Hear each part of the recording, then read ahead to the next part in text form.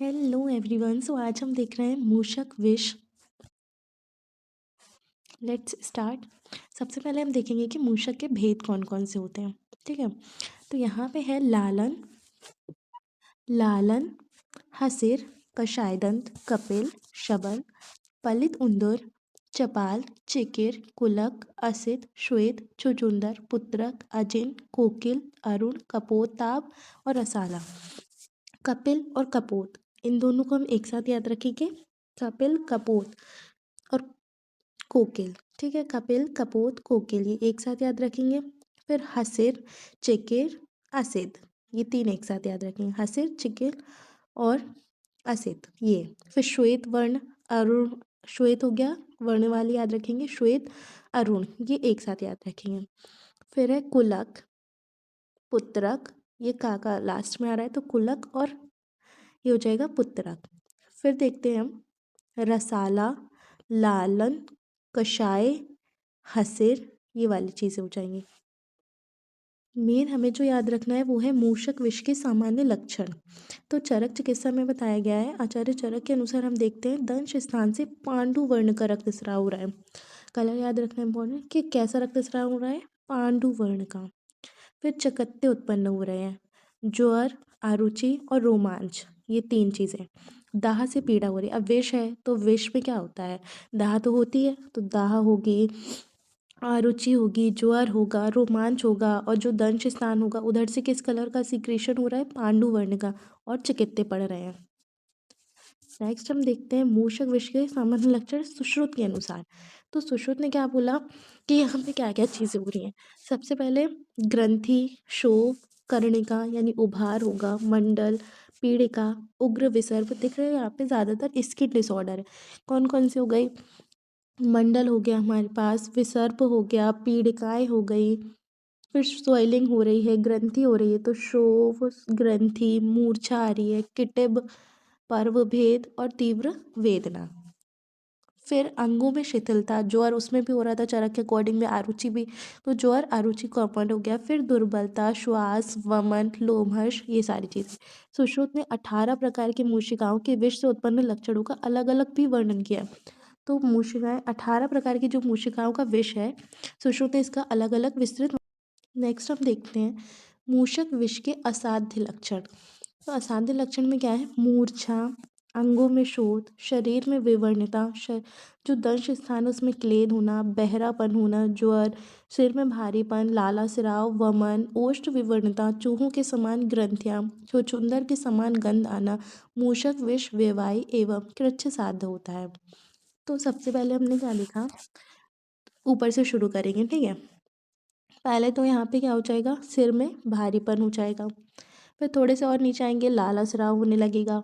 अब वमन होने लगेगा, मुख से वमन होने, दंश स्थान में क्या हो रहा है, क्लेद हो रहा है, बहरापन हो गया है, ज्वर हो रहा है, स्वेलिंग तो हो ही जाती है, कलर भी चेंज हो जाता है, तो अंगों में शोथ हो रहा है, शरीर में विवर्णता हो रही है और लिप्स का कलर भी चेंज हो रहा है, ओष्ठ विवर्णता और शरीर में विवर्णता दोनों हो रही।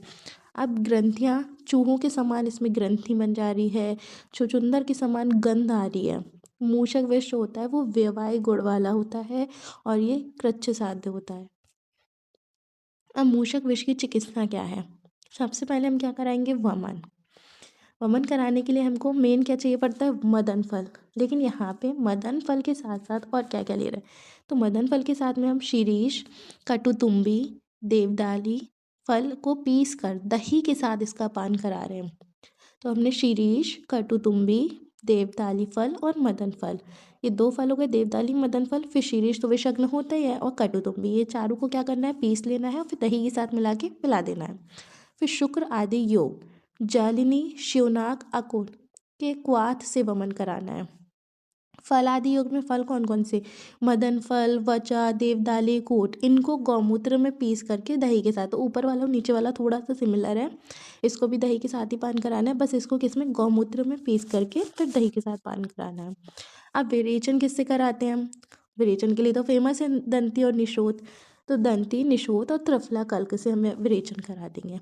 फिर सिरा मोक्षण, मर्म स्थान की जो सिराएं होती हैं उनको छोड़कर अन्य सिराओं का वेदन करना है। फिर दाह, विस्त्रावण और प्रलेप, अग्नि में गर्म घृत से दंश स्थान पर दग्ध करके फिर विस्त्रावण करें। अब हमने वहाँ पे जब अलर्क विष पढ़ा था तो उसमें भी जो गर्म घृत था उससे हम दहन कर रहे थे, तो वैसे ही इसमें भी हो गया कि दाह विस्त्रावण हम गर्म करके घी को फिर दंश स्थान पे लगा रहे हैं, रक्त विस्त्रावण कर रहे हैं उससे। फिर है यहाँ पे शीरीष, हल्दी, कुष्ठ, केसर, गुडूची, इनका लेप लगा रहे हैं। दंश स्थान पे हम इन 3-4 चीज़ों का लेप कर दे रहे हैं, शीरीष का, हल्दी का, कुष्ठ का, केसर का और गुडूची का। फिर शिरोविरेचन करा रहे हैं। शीरीष का जो मध्य भाग होता है, पंच शीरीष यूज़ होता है अगध में, एक अगध होता है ना पंच शीरीष अगध, तो उसमें शीरीष के पांचों भाग लिए जाते हैं। यहाँ पे हम शिरोविरेचन कराने के लिए मध्य भाग यूज़ कर रहे हैं और फल का यूज़ कर रहे हैं। फिर है मूषक विष्णु के समय आगे संशमन योग, तो संशमन योग भी कराना है। चौलाई मूल से सिद्ध घृत सेवन, सारेवा मूल कषाय यूज़ करना है। एक तो त्रिकटु में गौमय रस मिला करके अंजन, फिर कैथे का स्वरस या फिर गौमय रस को मधु से सेवन। फिर यहाँ पे देखते हैं मूषिका विष शांत होने पर शोधन कार्य, मेघों से आकाश के घिर जाने पर ना निकला हुआ विष पुनः कुपित हो जाता है। अब ऑलरेडी क्या है, मेघ छाए हुए हैं, ठीक है, आकाश में, तो उसकी वजह से अब मौसम फेवरेबल नहीं है, तो विष पुनः कुपित हो जाता है। इसके लिए पुनः वमन, विरेचन, शिरोविरेचन, जो हमारे शोधन है, वमन हो गया, विरेचन हो गया, शिरोविरेचन हो गया, अन्य विषनाशक योगों का प्रयोग करना चाहिए दोबारा से।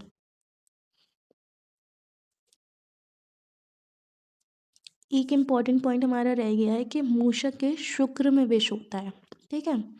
अगर अधिष्ठान पूछे कि किस में होता है तो मूषक के शुक्र में विष होता है। अब हम देखते हैं leptospirosis, the saliva of some species of rats carries hazardous disease such as leptospirosis and hantavirus. In rare cases, rat bites victim may contract rat bite fever. तो rat bite fever तो हमने सुना ही है। अब humans bitten by rodents are also susceptible to tetanus infection. Rat bites may be shallow or deep. तो इसमें हमें main याद रखना है कि जो सलाइवा होता है ना सम स्पीशीज ऑफ रैट्स का, तो वो बहुत ज़्यादा हजार्डियस डिसीजेस कॉज कर देता है, जैसे कि लेप्टोस्पायरोसिस हो गई, हांटा वायरस हो गया, और बहुत मतलब कुछ रेयर केसेस होते हैं उनमें रेड बाइट विक्टिम होता है। इसमें क्या होता है, रेड बाइट फीवर, जो कि अभी हम आगे देखेंगे कि रेड बाइट फीवर क्या होता है। फिर leptospirosis is a disease which can spread from animals to humans. ये जो लेप्टोस्पायरोसिस डिसीज़ है ये स्प्रेड कर जाती है एनिमल से ह्यूमन में, जैसे अपन अलर्क विष पढ़ रहे थे ना कि कुत्ते से ह्यूमंस में हो रहा था और भी अदर एनिमल से, वैसे जो लेप्टोस्पायरोसिस है वो एक ऐसी डिसीज़ है जो कि स्प्रेड कर रही है एनिमल से ह्यूमन में। One of its host being rats, it spread through rodents in weak sanitation areas, farmlands, and even in back to the wilderness adventures sports on land or water.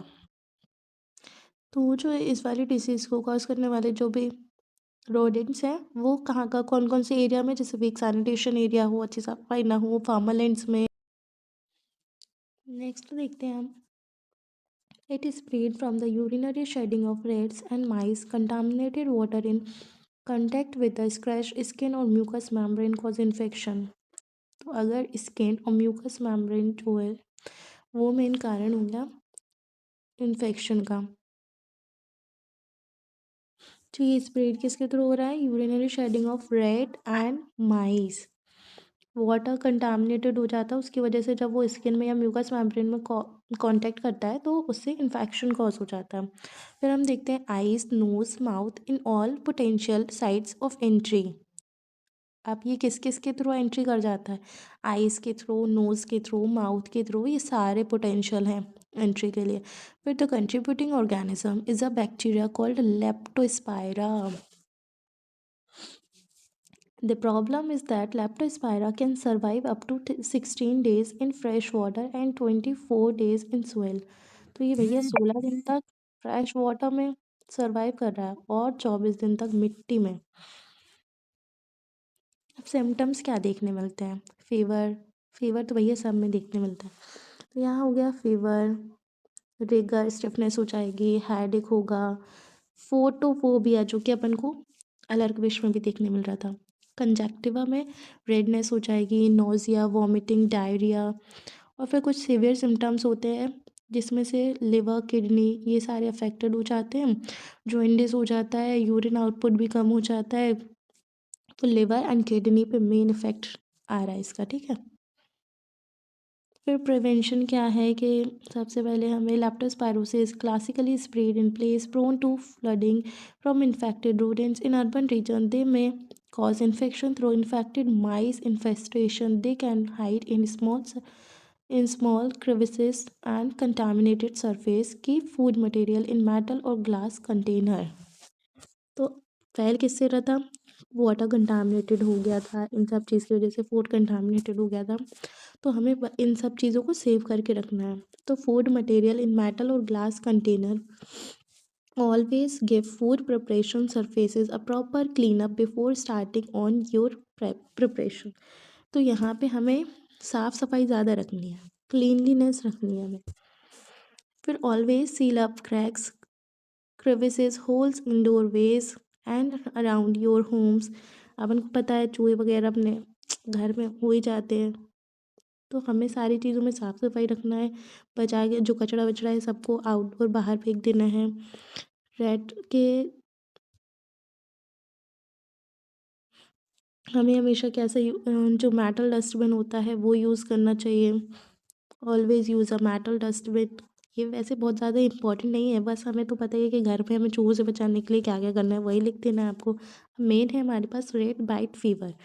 तो जो red bite fever है एक infectious disease होती है। प्यूपिल can get from contact with rodents. तो जब प्यूपिल rodents के contact में आते हैं तो ये इन्फेक्शियस डिसीज़ हो जाती है। It if not treated quickly the disease can lead to severe illness and possibly death. अगर इसको हमने जल्दी से जल्दी ट्रीट नहीं किया तो फिर क्या हो जाएगा, डेथ भी हो सकती है। अब इसके सिम्टम्स क्या देखने मिलेंगे? इसके सिम्टम्स जो होते हैं ना वो किसके सिमिलर होते हैं? फ्लू लाइक सिम्टम्स देखने मिलते हैं, जैसे फीवर हो गया, वॉमिटिंग हो गई, हेडेक हो गया, मसल पेन, जॉइंट पेन, ये सारी चीज़ें। Symptoms usually 3 to 10 days after contact with rodents. 3 से 10 दिन के बाद ही दिखाई देंगे आपको। फिर 21 days आफ्टर द कॉन्टैक्ट, फिर उसके बाद में they can appear up to 21 days after the contact. By that time the bite or scratch should be healed. उसके बाद ये जो स्क्रैचेस थे वो अब हील हो जाएंगे। Within 2 to 4 days after the fever begins a rash में appear on the hands and feet. तो जैसे ही इसका इन्फेक्शन हुआ तो 2 से 4 दिन के बाद में फीवर आ जाएगा और फिर रैशेस जो होंगे ना वो भी अपीयर होने लगेंगे। कहाँ पे होंगे अपीयर? हैंड में एंड फीट में। The rash looks like a flats होंगे। Rod rodent area with small bumps. One or more joints may then become swollen, red और painful. अभी अपन ने देखा था कहाँ कहाँ पेन हो रहा था, मसल पेन, जॉइंट पेन। तो यहाँ पे जो जॉइंट्स होंगे ना या तो एक या फिर एक से ज़्यादा जॉइंट्स भी अफेक्टेड हो सकते हैं। वो उनमें स्वेलिंग आ जाएगी, रेडनेस हो जाएगी और पेन हो जाएगा। फिर इसका ये यहाँ पे ट्रीटमेंट दिया हुआ है कि सबसे पहले क्लीन करो वुंड को with soap and warm water से। Apply the antibiotic ointment apply करना है। Cover with a clean dry cleansing. Thank you.